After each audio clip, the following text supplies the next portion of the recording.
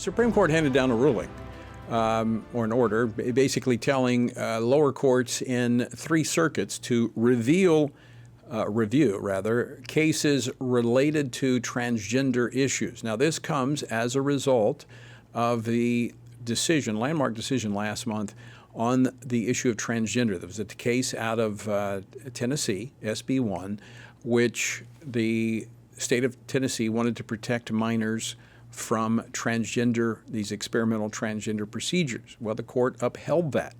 And in light of that, they have ordered these 3 circuits to review cases that have been previously determined. Joining me now to discuss this is the Attorney General from one of those states and one of those circuits, Attorney General Raul Labrador of Idaho. General Labrador, welcome back to Washington. Watch, great to see you. It's great to be with you again. Thanks for having me. I bet you're happy you're not on Capitol Hill right now in the midst of all that reconciliation battle.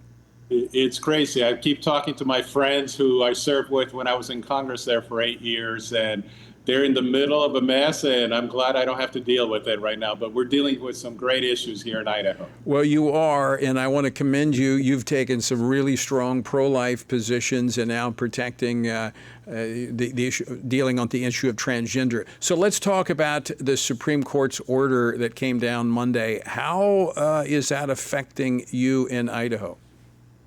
Well, as you know, the case actually dealt with a little different issue. It wasn't about kids and transgender issues. It was about what the plaintiffs did in this case is they sued the state of Idaho, saying that we had to provide medical surgeries and medical procedures for transgender individuals in the prison system.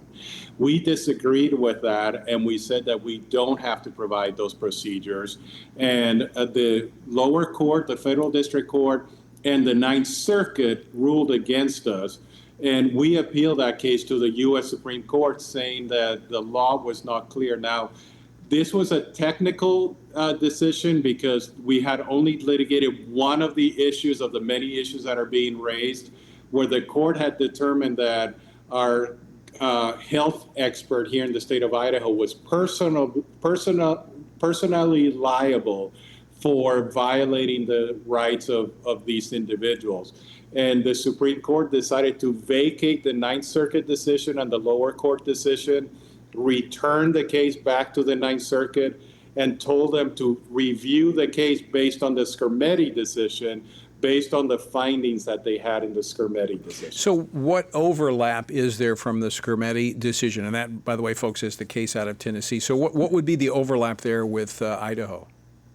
So the overlap is that the courts ruled that the law was so clear that this government official should have known that she should not have denied the treatment. And I think now that they clarify some issues on transgender issues and the type of review that has to be done in those cases, that I think the court made it pretty clear that it's not clear, that she should not be held personally liable for these things.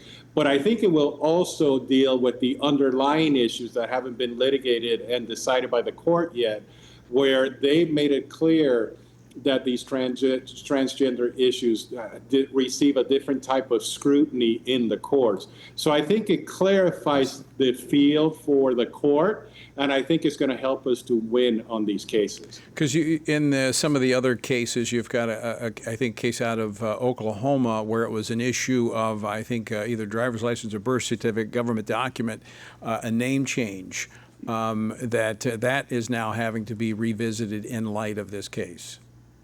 That's correct. There's numerous issues, and we have many of those cases. Actually, the state of Idaho, before I became Attorney General, lost a case based on driver's licenses.